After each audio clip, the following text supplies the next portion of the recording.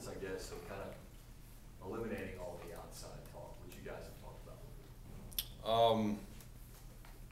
I'd be lying to you if I said, I mean, we weren't disappointed and frustrated. You know, I think this past week we fought as hard as we fought all game. We just didn't get any good breaks for us. Everything kind of just, we got that long return there in the fourth quarter to get us good field position, and then we just threw an interception. And you know, it's kind of been like that all year, where we've just been shooting ourselves in the foot. And you know, I feel like we've been in just about every game until a point where things just bad have happened, and we just got to figure out how to get past that during the games. And you know, I think this team will continue to fight. I have no doubt about that. But you know, we really need a win, and I think that would boost everyone's confidence this weekend if we get a win. And I think we kind of start to roll and get some progress after that. What do you see the difference in your team's play between the first and third quarters and the fourth quarter that's scoring? Like you're outscored 62-3 in fourth quarters this year. You know, it's not just the fourth quarter. The first quarter hasn't been that kind to us either. And you know, it just comes down to finishing and being mentally tough and physically tough. And you know, the fourth quarter has definitely hurt us. And like you said, 62-3 is not a good a spread for us at all. And we know that. And so, you know, this week in practice, I think we're going to emphasize finishing the practices harder, finishing the plays harder, and just in hope that it carries over on Saturday. You've pretty consistently as a team now struggled to start games, struggled to finish games, and a lot better midway through the games. What leads to that? Well, what in your mind is kind of the problems that have led to the issues struggling finishing? It's hard to put it on just one thing. It's probably a collective mistakes. I mean, coming out, I think we've had good game plans going into each week, and you know, we've just stalled at times. And like I said, penalties have hurt us a lot in the first quarter of games and at the end of games as well. And you know, when you have so many penalties and we're turning the ball over like we are, you're not going to be successful at any level of football. So I'd say turnovers, we need to start creating more turnovers, and we need to protect the ball a lot better, and that would probably lead us to better fourth quarter finishes.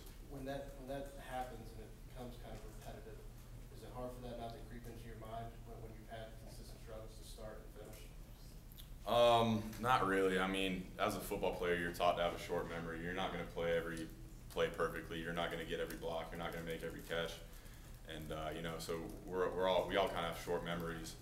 But at the same time, you know, you can't just forget about it after a game. You get back in that film room and you got to see what you did wrong. So, like I said, I mean, there's disappointment in how the season has gone so far. But you know, we're still trying to be positive and trying to get out of this hole that we're in. Philip, it seems, at least from my eyes, the offense you ran against Clemson and what you're doing now look pretty different. How much change have y'all made just in what you've done scheme-wise offensively over the course of the season? It hasn't been much different. If anything, I think we're trying to run the ball in different ways.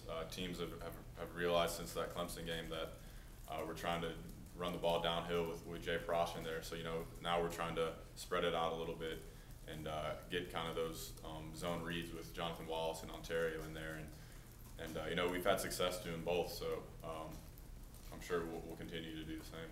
Philip, a program like Auburn and a player like yourself, the successes that you've seen, what's been the most frustrating part of this season so far? Just not winning. I don't think I've ever been on a team that started out with this record of 1-5, and you know, seeing what we did in previous years here and winning the national championship, you know, it's disappointing that we've done this so far, but you're still just hungry to get out of that hole and bounce back. And you know, each week you just got to prepare and forget about the last week, but at the same time, you know, remember how it feels to lose like that, and just fight to try to win. And then on the same line, you're one of the leaders on this team. What are you saying to the guys in the locker room around campus? What do you know, what's said? What's needed to be done to kind of get this team out of the rut that they're in? Just like I said earlier, just we got to stop hurting ourselves on the field, off the field. You know, with on the field, just all the turnovers we've had and the penalties. You know, you're not going to win any games when you're turning the ball over like I said we were.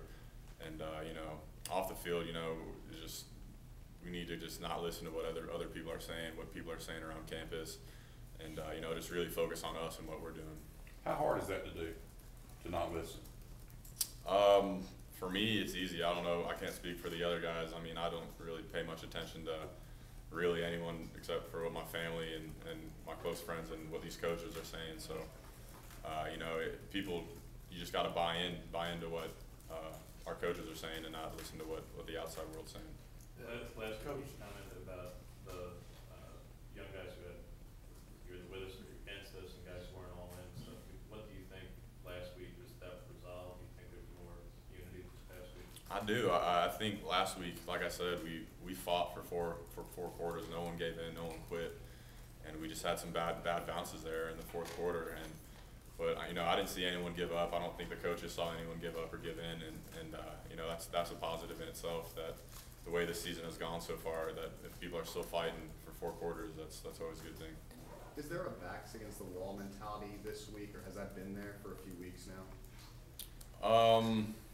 Yeah, I mean, we definitely feel like our backs are against the wall, but at the same time, we're just going into each game trying to win that game. We're not looking forward to any other games. We're not giving up on the rest of this month. You know, we're looking forward to Vanderbilt right now, and you know, they're struggling as well. So you know, it's another game for us, you know, to just try to get, like you said, our backs off the wall and just gain progress. They're struggling, but at the same time, they're favored.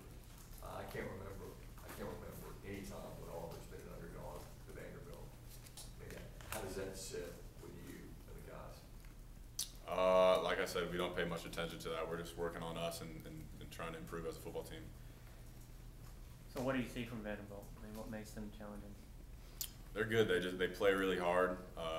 You know, they've steadily gotten better recruits each year, better players each year, and they're just like us, they got that back against the wall mentality. So it's going to be another dogfight, and we just got to prepare for 4 quarters, and just not shoot ourselves in the foot like we've been doing.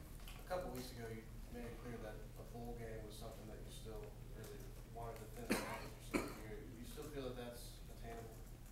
Yeah, I mean, we need to win at least 5 of the next 6, and you know, if we play like we played against LSU in each one of those games, we're gonna have a chance to beat anyone that we play this year. So, yeah, I mean, that's still the mindset of this team, is to try to get bowl eligible.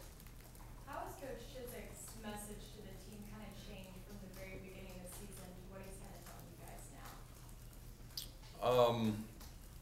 It hasn't been much different. I mean, going into the season, we didn't know what our identity was, and now we know that we can run the ball, and when we're physical, we do a good job of running the ball, and that offensively is still our mindset.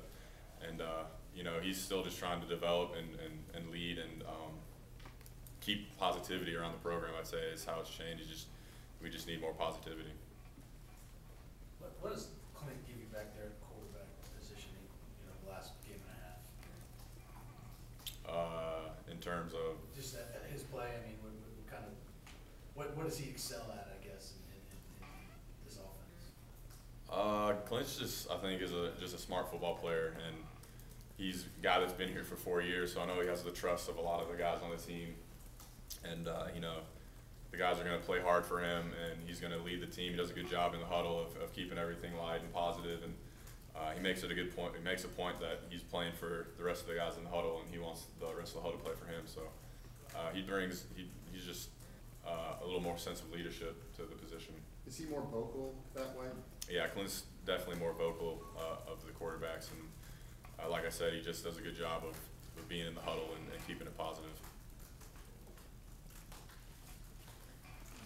Coach Chizik led you guys to national championship a couple years ago. Now he's getting all kinds of criticism and everything. What do you think of that? Is it fair? Is it just part of the job that he's taken on? Or?